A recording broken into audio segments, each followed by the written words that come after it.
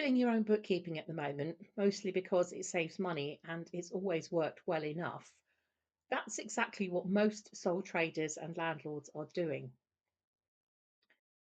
Then along comes making tax digital for income tax, and suddenly it feels like you've missed a memo. New rules, new words, new deadlines, and not much clarity. Typical HMRC.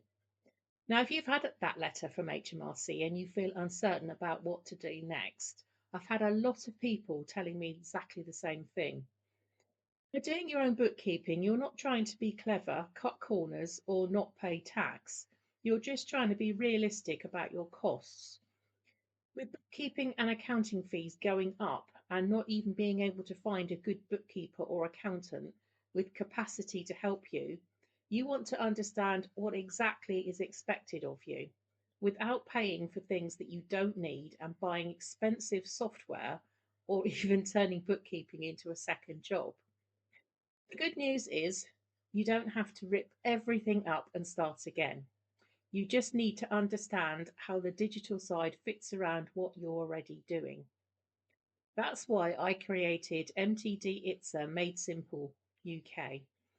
It's a calm, practical, self paced course that explains what's changing, what you need to keep, what you need to submit, and how things like bridging software connect your spreadsheet to HMRC.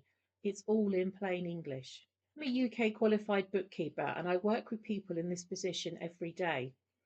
Capable, sensible people who just want reassurance that they're doing things the right way.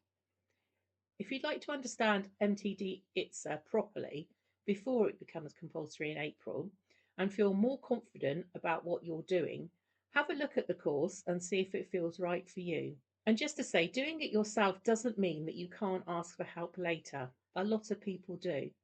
This is about understanding your options.